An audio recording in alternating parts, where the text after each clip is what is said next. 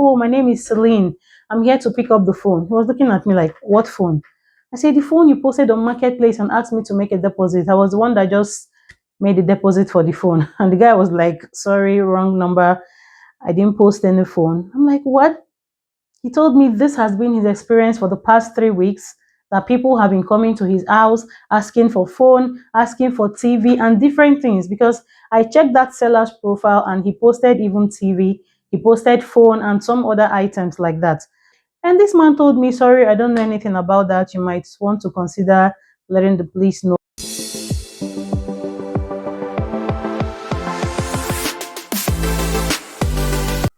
Hello guys, welcome back to my channel. If you're new here, I'm Celine Chibuzo, and on this channel I break down all you need to know about studying, living and thriving in Canada.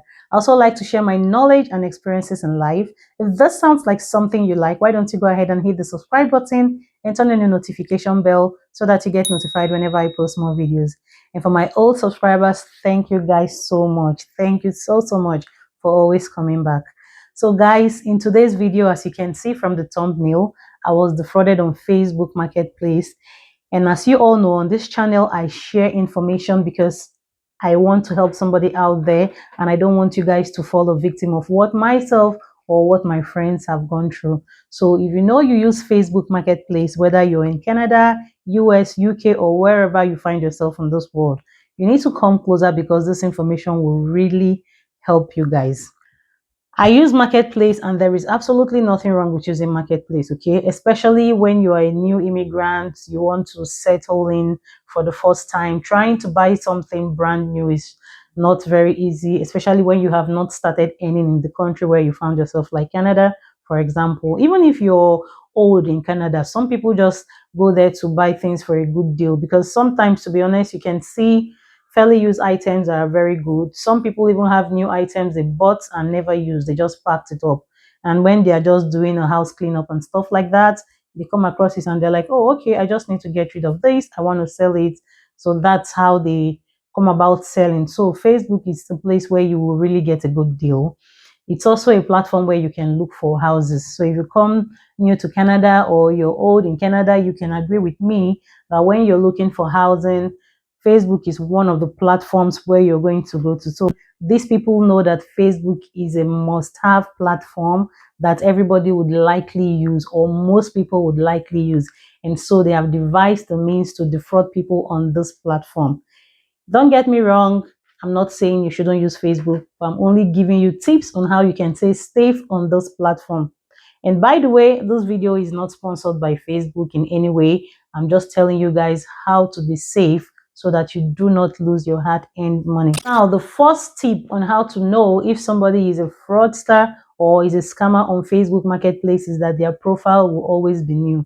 When they make a post of an item, go and check out their profile before you even start negotiating with them. You would see that that profile is brand new, created that same year or that same month, if you check very well. Because somebody who has a Facebook account that you've been using over the years, you have all your friends there, you post your family pictures or your life events there, you will not want to use such an account for fraud, right? But these people have new accounts, and sometimes no friends or one or two friends. You see a profile picture that you're not even sure is their picture. You know, they could have gotten that picture randomly from the internet and uploaded it there. So that is one way you would know that yes, this person could be fraud. So you pay great attention to that. Okay, the second point is that these people are always in a hurry to ask you for a security deposit. They will post something online, the thing has been there, they've not sold it. The moment you contact them, "Hi, is this still available?" They'll tell you, "Oh, it's available. Are you interested?" And once you say, "Yes, I'm interested," you negotiate with them and you come up to an agreement. The next thing you will hear is, "Are you willing to make a deposit of $50, $100, depending on the price of what you're buying, so that I will mark it as sold or mark it as pending for you?" Don't fall for that trick. You've had this thing for so long, it's been on your page, people have been inquiring, "How come you've not sold it?" Then all of a sudden, because I made an inquiry to ask if this is available, the next thing I'm hearing is, "Oh, can you make a deposit?" Don't listen to those guys, please. They are going to take your money. Never you pay for an item that you have not seen. The third point for you to know that this person could likely be a scammer on Facebook Marketplace is when you ask them for a pickup address, they'll give you a detailed address including postal code. Do you know why? Because that's not their real address. They've gone online to randomly get an address. Just search for an address and it will give them the full detail including postal code. Come to think of it, if you meet your friend or somebody who asks you, oh, where do you live?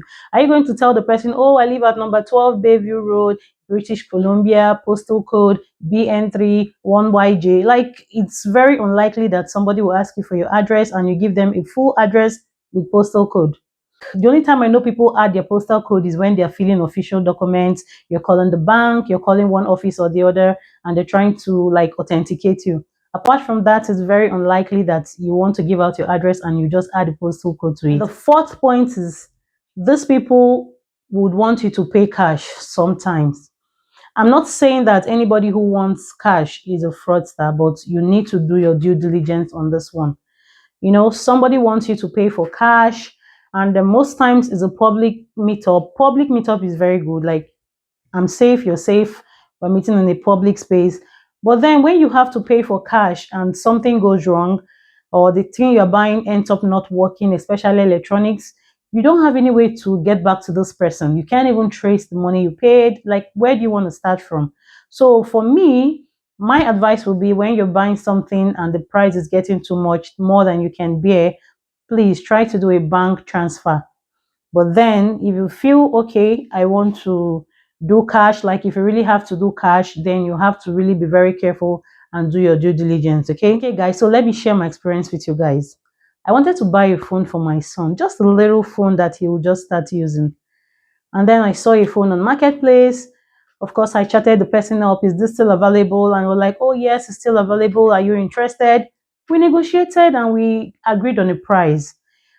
I was like, okay, can I have an address for pickup? And the person gave me a full address, including postal code. I didn't say anything wrong in that. I was like, okay, it's fine.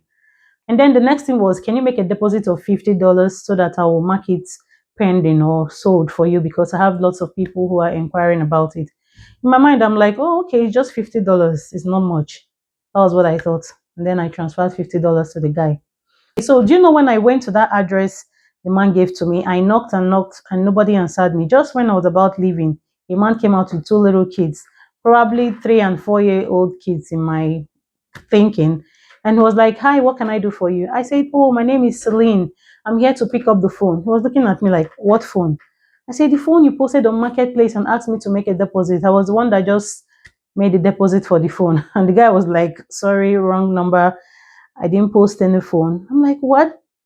He told me this has been his experience for the past 3 weeks, that people have been coming to his house asking for phone, asking for TV and different things, because I checked that seller's profile and he posted even TV, he posted phone and some other items like that. So you see, this guy have been defrauding people, and this man told me, sorry, I don't know anything about that. You might want to consider letting the police know, because for the past 3 weeks, people have been coming here asking for things I don't know anything about. As you can see, I'm just here with my two little kids whom I'm trying to get ready for the night. I live here with them and my wife. This is our family home. There's nothing like selling any of items here. I'm like, wow. That was when I realized that that $50 was not small after all, because truly would have solved me a lot of problems. So guys, don't pay for what you have not seen. If the person is in a hurry, let him sell it to other people that have been on the queue waiting for it. Okay, good things never end. You always find another opportunity. Second story I heard 3 weeks ago that prompted me to make this video was, I met somebody who was telling me his experience about when he tried to sell a phone again on Facebook Marketplace. My thinking was, when you want to buy, that's when you get defrauded. But this time around, even those who are selling on Marketplace get defrauded. Now, this guy had an iPhone 15 he wanted to sell. He posted it on Marketplace and somebody chatted him up. Is this valuable? They agreed on the price. The person was in a different province. The person now said, if I send this money to you, what's the guarantee that I'm going to get this phone? To be fair and to be safe for both of us, go and dispatch this phone to me through Canada Post. When you send it, show me the receipt, just an evidence to show that you have dispatched it, and I'll transfer your money. He wasn't asking for the phone to get to him. He just said, send it and show us an evidence. So this guy was like, okay, fair enough.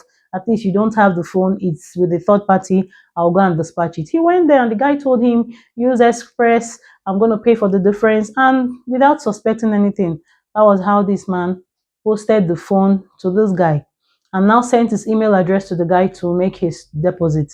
Later, this man received an email similar to what he would normally get from his bank, saying that a deposit of this amount has been made to him by the guy he sold the phone to.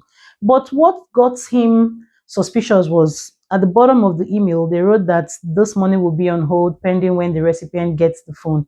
He was like surprised. He's been receiving money before, he has never received such a comment under, like, what's this about? He was smart enough to call his bank. He even called Interact to say, I sold this phone to somebody. The person said they've sent the money to me, but look at the statement here. Are you guys aware? They told him, sorry, we're not aware about anything like that. Once you send money, it's gone, it's gone. We have no business with your transaction with whoever you sell something on Facebook Marketplace. So this email was not from us. The guy quickly ran to Canada Post to say, sorry, I just posted a phone here. I don't want to send it again. Do you know these people refuse to give him his phone? Because they don't know if it's a genuine transaction. They don't want the recipient to come and sue them later. They told this guy, sorry, we cannot give you back this phone. The only way you can get back this phone is to go and report this incident to the anti-fraud department. Once you report this to the anti-fraud department, they're going to give you a case file number. Bring it to us. That is the only time we can stop this phone. This guy, can imagine the sweat he was sweating. He started running around to go and get anti-fraud unit involved in this matter.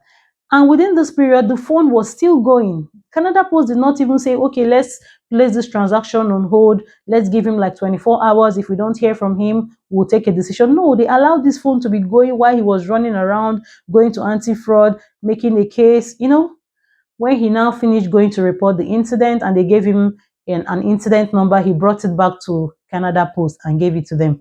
By then, they told him, oh, the phone had even arrived the province.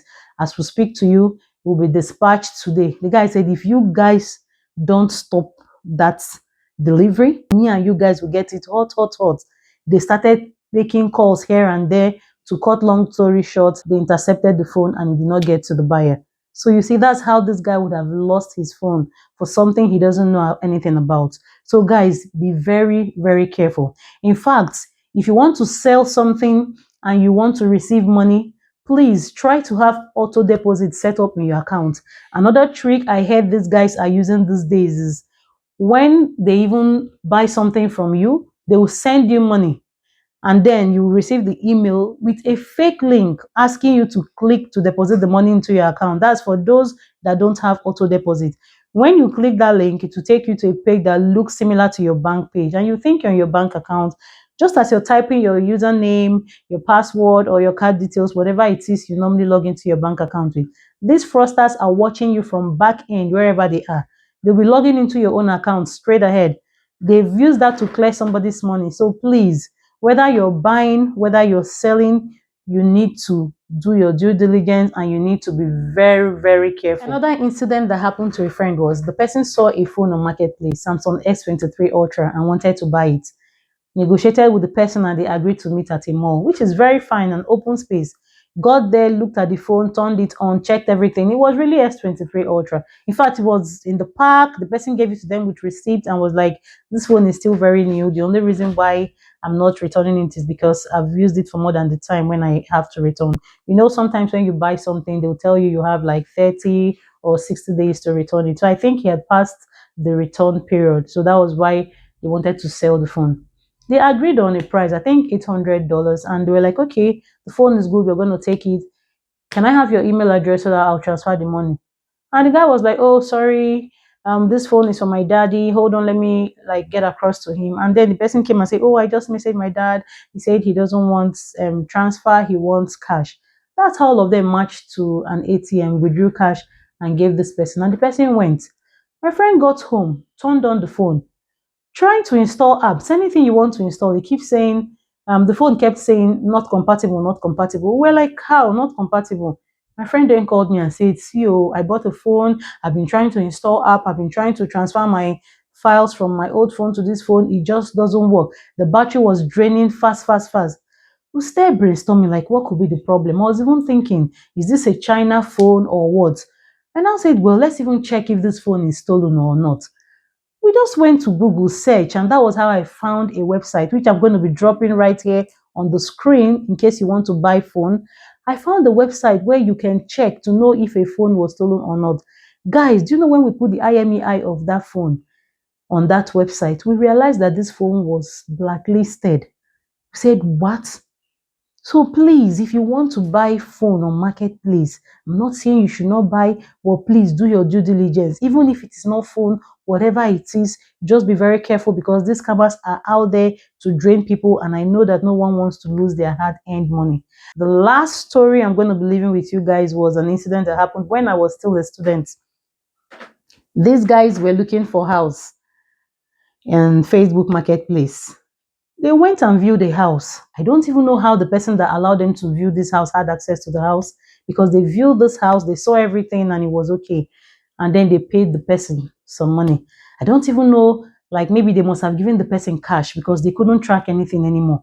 All I know is that I was in my house where I was sharing a house with my fellow students, and I saw two guys came in with their bags.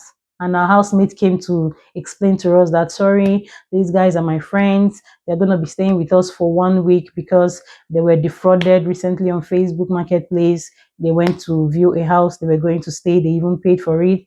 But when it was time to move in, they got there to find someone else. And they were like, sorry, we don't know who you met. This house does not belong to them. So you see, whatever it is you're buying or selling, it doesn't have to be phone.